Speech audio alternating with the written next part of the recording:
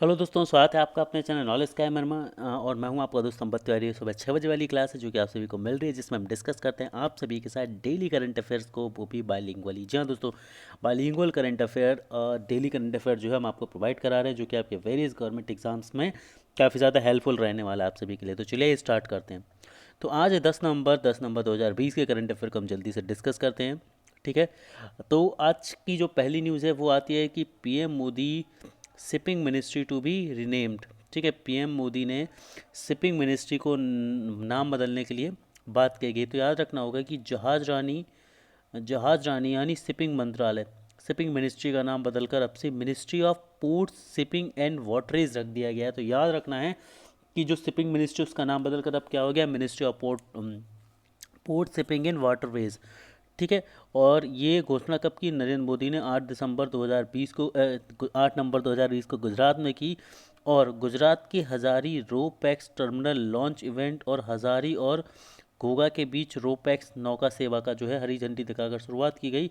और ये लगभग 370 किलोमीटर की समुद्री मार्ग को घटाकर 90 किलोमीटर कर देगा, मात्र और मात्र।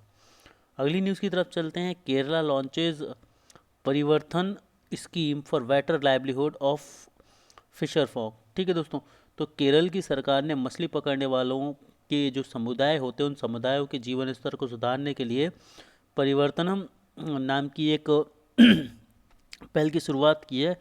इसके अलावा केंद्रीय सरकार ने केंद्रीय मत्स्य प्रौद्योगिकी संस्थान ने इसकी गुणवत्ता सुनिश्चित करने के लिए मछली खरीद और प्रसंस्करण की निगरानी का कार्य भी शुरू करने की बात कही गई है। अब बात कर लेते हैं परिवर्तनम स्कीम के बारे में। तो ये जो स्कीम है, जिसका अर्थ बदलाव है, केरल के तटीय क्षेत्र में विकास निगम, जी हाँ दोस्तों, केरल के जो तटीय क्षेत्र कोस्टल एरिया में डेवलपमेंट के लिए ये काम करेगा बेसिकली। और यह योजना साफ और ताज़ा मछली उत्पादनों के प्रसंस्करण और विपणन को बढ़ावा देगी। वहीं परिवर्तन जो स्कीम है, ये उचित मूल्य पर मछलियों की बिक्री भी सुनिश्चित करेगी। साथ ही प्रवासी कामगार जो कि कोविड-19 में प्रवासी कामगार रहे थे उनकी स्थितियों सुधारने के लिए और उनको काम देने के क्षेत्र में भी आगे बढ़ेगी।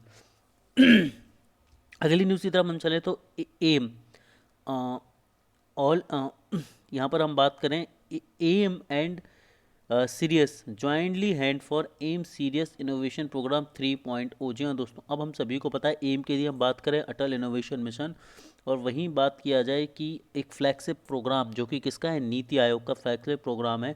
इसमें Russia serious science international research in unique terrestrial station, जो कि रसिया की एक ऑर्गेनाइजेशन है। तो भारत की ऑर्गेनाइजेशन एम और रसिया की ऑर्गेनाइजेशन सीरियस दोनों मिलकर एक नया प्रोग्राम, इनोवेशन प्रोग्राम 3.0 जो है वो लॉन्च करेंगे। तो ये बेसिकली इंडिया सीरिया के स्कॉलेरियन या जो बात करें इंडिया सीरिया के जो बुद्धिजीवी होंगे उनके द्वारा ये चलाया जाएगा। और यह प्रोग्राम 14 दिनों तक चलेगा, जिसमें भारत और रूस के स्कूली बच्चों को वर्चुअली सबमिट किया जाएगा इसमें। अब नेक्स्ट इंपॉर्टेंट डे की बात करते हैं तो नेशनल लीगल सर्विस डे, जो कि 9 नवंबर को सेलिब्रेट किया गया था, राष्ट्रीय विधिक सेवा दिवस के रूप में मनाया गया। कब, 9 नवंबर को। ठीक है। और इस दिवस को मनाने का उद्देश्य समाज के कमज़ोर वर्गों के लिए कानून एवं निःशुल्क प्रवीण और कानूनी सेवाओं की पेशकश करना होता है बेसिकली। अगली न्यूज़ की तरफ चलते, अगली न्यूज़ आज से स्क्रीन पर ये रही कि फिल्म मेकर सुदर्शन रतन पासेस अवे। तो बॉलीवुड फिल्म नेता सुदर्शन रतन, जी हाँ, इनका कोविड-19 कोरोना की वजह से क्या हो गया है, इनकी हाल ही में मृत्यु हो गई है। और 1986 में इनकी जो फिल्म थी, इनकी फिल्म मानव हत्या के लिए इन्हें जाना जाता है। और 1996 की एक्शन ड्रामा फिल्म हाहाकार का निर्देशन और निर्माण भी इन्होंने ही किया था। आगे बात करते हैं कि NGT bans the sale of fire cracker in Delhi NCR. ठीक है।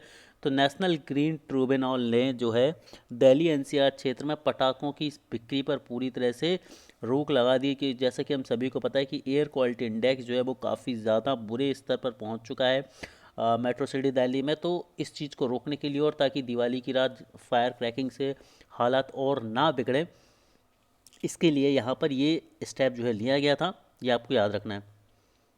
अगली न्यूज़ की तरफ चलते हैं तो FASTag mandatory for all four wheelers from January 1 2020। तो हम सभी को पता है कि फास्टैग एक नई टेक्नोलॉजी है जिसके थ्रू आपको टोल पर रुकना नहीं पड़ता है। टोल पर आपका जो है टैक्स डिडक्ट जो आपका टैक्स डिडक्शन है वो इजीली हो जाता है। तो 1 जनवरी से जितने भी 4 व्हीलर्स होंगे उन पर फास्टैग होना कंपलसरी होगा।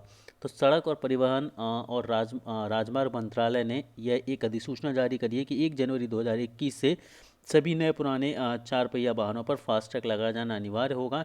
इसके साथ ही फॉर्म 51 जो कि बीमा प्रमाण पत्र है उसमें भी संशोधन किया गया है, जो कि 1 अप्रैल 2021 से लागू हो जाएगा।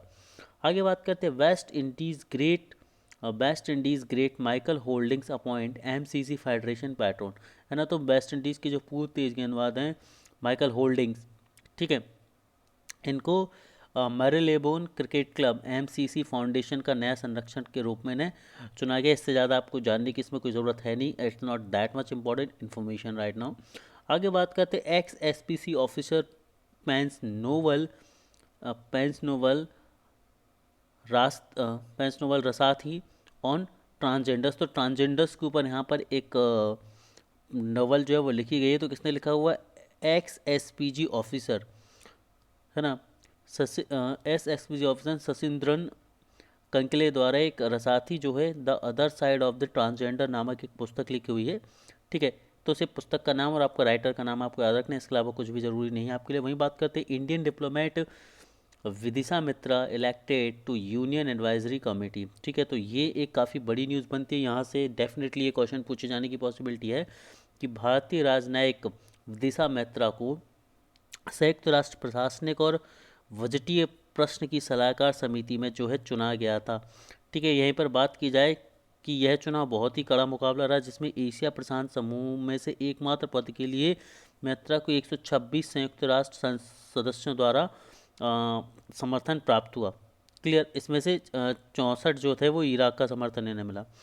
यहाँ पर आप इनकी फ़ोटो देख सकते हैं, ठीक है। तो 1946 में इनकी सदस्य स्थापना के बाद से समिति के सदस्य रहा है।